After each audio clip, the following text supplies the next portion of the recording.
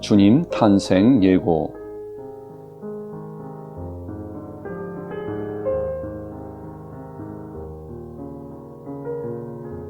성모 마리아의 어머니 안나는 거룩한 가정 마리아와 요셉을 위해 나사렛에 있는 작은 집을 마련했습니다.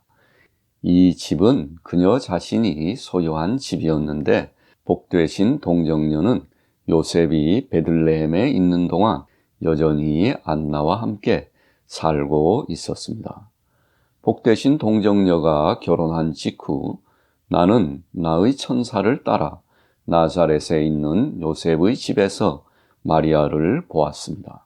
요셉은 당나귀 2마리와 함께 집을 떠났는데 그의 도구나 그가 물려받은 무언가를 가져오기 위해서였던 것 같습니다. 집에는 복되신 동정녀와 같은 나이의 2 소녀, 이들은 아마도 성전에서 온 친구라고 생각합니다.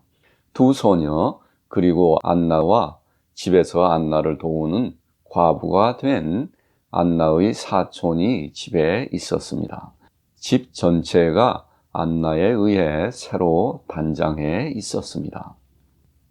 나는 이 4 여인이 집안을 분주하게 돌아다니다가 뜰에서 여유롭게 함께 걷는 것을 보았습니다. 저녁이 되자 나는 그들이 집으로 돌아와 작은 원탕 옆에 서서 기도하는 것을 보았습니다. 그런 다음 그들은 야채를 먹고 흩어졌습니다. 안나는 아직도 한동안 집안을 오가며 집안일로 바빴습니다. 2 소녀는 별도의 방으로 갔고 마리아도 자신의 방으로 들어갔습니다. 복되신 동정녀의 방은 안나의 집처럼 중앙이 아니라 한쪽에 배치된 난로 근처 집 뒤편에 있었습니다. 방 입구는 부엌 옆에 있었습니다. 평평하지 않고 경사진 곳이어서 3 계단이 있었는데 집의 이 부분이 바위가 돌출된 곳에 있었기 때문입니다. 방의 문 반대편 벽은 둥글게 움푹 들어가 있었는데 이곳이 복되신 동정녀가 잠자는 곳이었습니다. 그곳은 가는 버드나무 가지로 엮어 짠 가림막으로 가려져 있었습니다. 방의 벽은 버드나무 가지로 다소 거칠게 짠 것으로 일정 높이까지 덮여 있었습니다. 다른 색의 물감을 들인 나무를 사용해서 약간의 체크무늬 패턴이 있었고 천장에는 서로 교차하는 나무 기둥이 있었는데 그 사이의 공간은 별 모양으로 장식된 버드나무 세공으로 채워졌습니다. 나는 항상 나를 동반하는 빛나는 젊은 천사에 의해 마리아의 방에 들어왔는데 나는 이제 내가 본 것을 이 불쌍한 피조물이 할 수 있는 한 말할 것입니다. 복되신 성모 마리아는 방으로 들어와서 가림막 뒤 침대 앞에서 넓은 띠가 달린 긴 흰색 모직 기도복을 입고 황백색 베일로 머리를 가렸습니다. 그러는 동안 하녀는 작은 등불을 들고 와서 천장에 매달린 여러 가지가 있는 등불을 켜고 다시 나갔습니다. 복되신 동정녀는 벽에 기대어 있는 접힌 작은 테이블을 가져다가 방 한가운데에 놓았습니다. 벽에 기대어 있었듯이 그것은 이동용 탁자였습니다. 탁자는 사각형이었고 그 한 면에 반원형이 붙어 있는 모양입니다.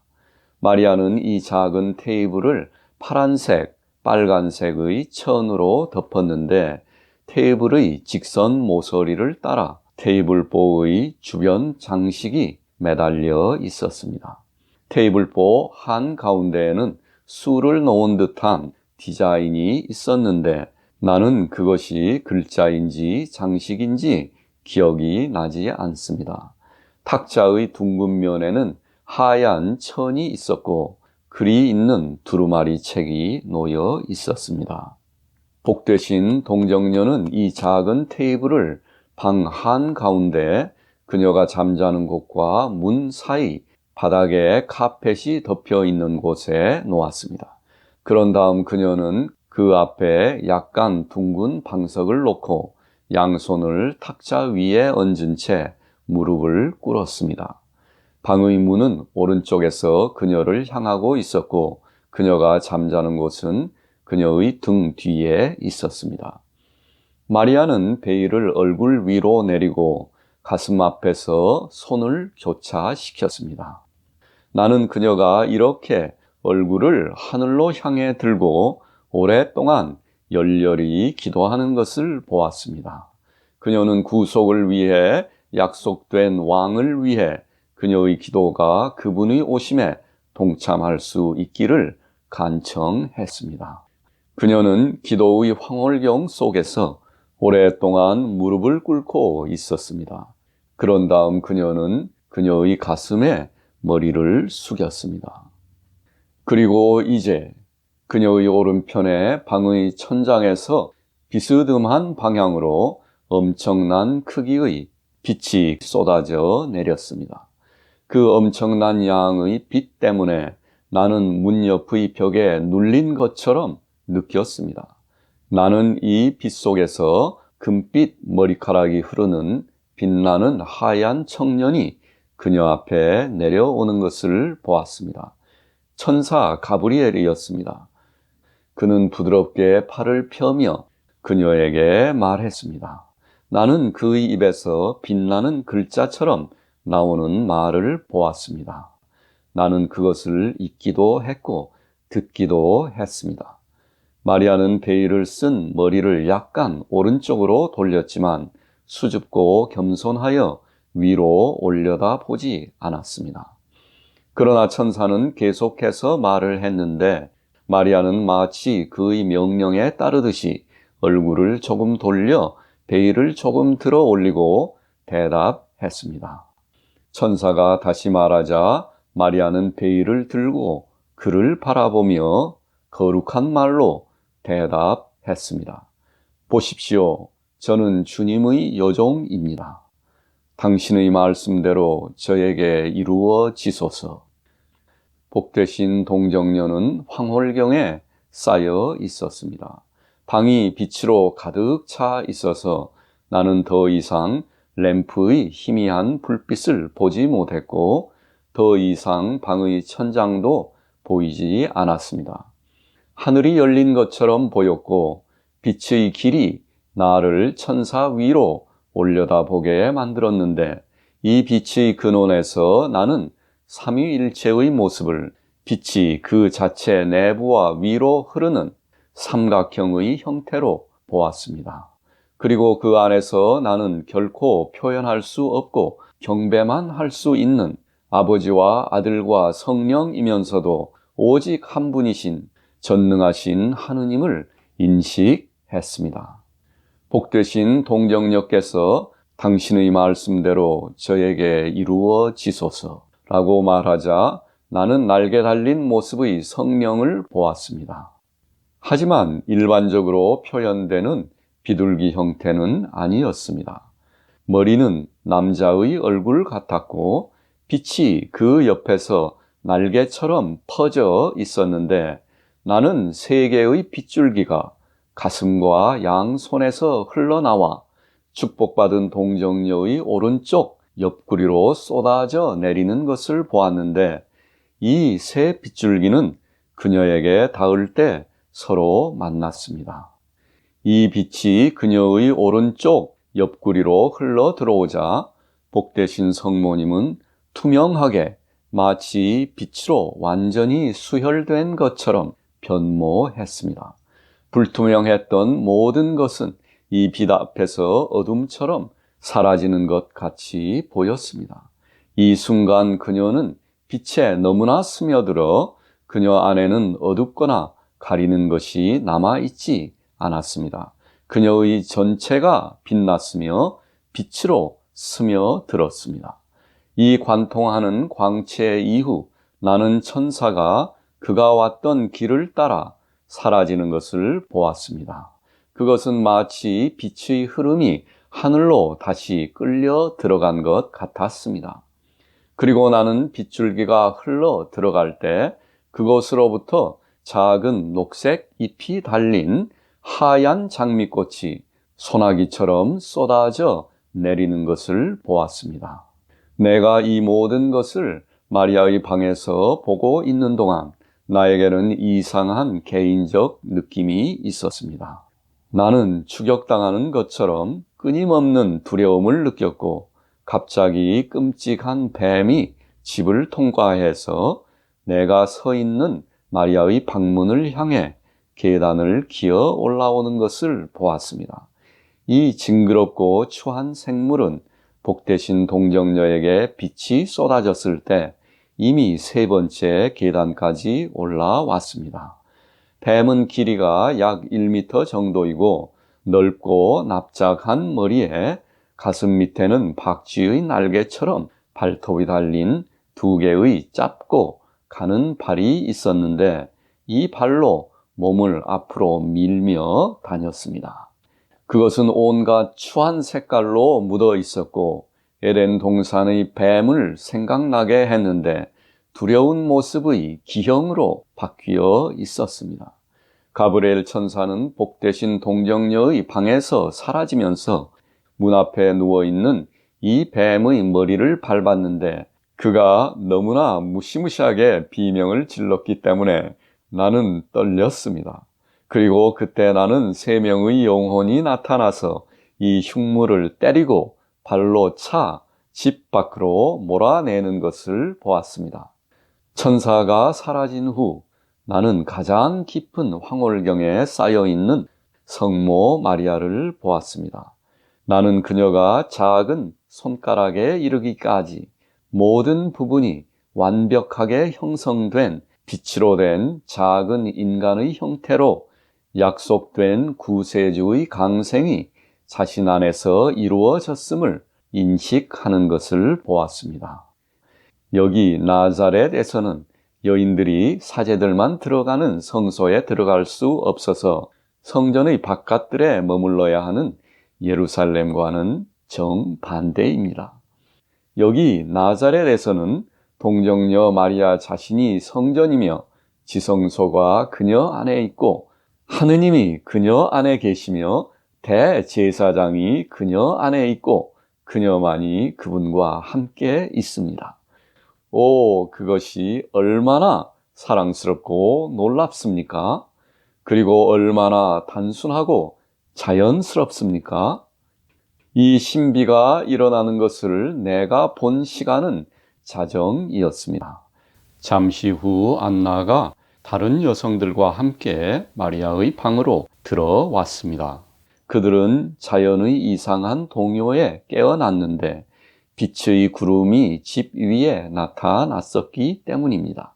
그들이 기도의 황홀경 속에서 등불 아래 무릎을 꿇고 있는 축복받은 동정녀를 보았을 때 그들은 공손히 물러났습니다. 얼마 후 나는 무릎을 꿇고 있던 성모 마리아가 일어나 벽에 있는 그녀의 작은 제단으로 가는 것을 보았습니다. 그녀는 벽에 걸려있는 베일을 쓴 사람 모습의 그림을 펼쳤습니다.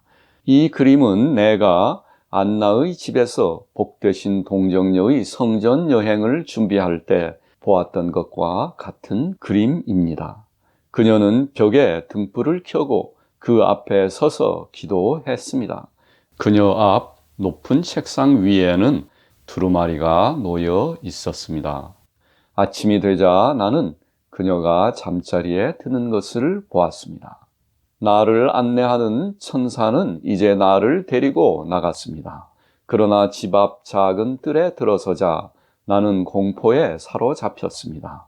그 무서운 뱀이 숨어 있었기 때문입니다. 그것은 나를 향해 기어와서 내 옷자락에 피신하려고 했습니다. 나는 두려웠습니다. 하지만 나의 천사가 서둘러 나를 낚아채 갔습니다. 그리고 다시 그 새 영혼이 나타나 뱀을 3개 내려쳤습니다. 나는 아직도 떨면서 그 소름 끼치는 비명을 듣는 것 같습니다. 그날 밤 나는 성자 하느님의 강생의 신비를 생각하며 많은 것을 배웠습니다. 마리아는 내적 지식의 은총을 받았습니다. 성모 마리아는 자신이 가장 높으신 분의 아들 메시아를 잉태했다는 것을 알고 있었습니다. 그녀 안에 있는 모든 것이 그녀의 영의 눈에 열려 있었습니다. 그러나 성모 마리아는 당시에는 주 하느님이 그에게 주실 선조 다윗의 왕좌가 초자연적인 것, 즉 세상 것이 아닌 것임을 알지 못했습니다. 그 당시에는 그녀는 가브리엘이 그가 영원토록 통치할 것이라고 선언한 야곱의 집이 다시 태어난 인류의 모임인 교회라는 것을 알지 못했습니다. 그녀는 구세주께서는 그분의 백성을 정결케 해서 지옥에 승리할 수 있는 거룩한 왕이 될 것이라고 생각했습니다. 그 당시에 성모 마리아는 인류를 구속하기 위해 이 왕이 쓰라린 죽음을 겪어야 한다는 것을 알지 못했습니다. 나는 깨달았습니다. 왜 구세주께서 어머니의 태 속에서 9달을 머물러 어린아이로 태어나도록 정하신 이유와 새로 창조된 아담처럼 완벽하고 아름답게 보이도록 하는 것이 왜 그분의 뜻이 아니었는지 알게 되었습니다. 그러나 나는 더 이상 그것을 명확하게 설명할 수가 없습니다. 하지만 나는 이 정도는 기억할 수 있습니다.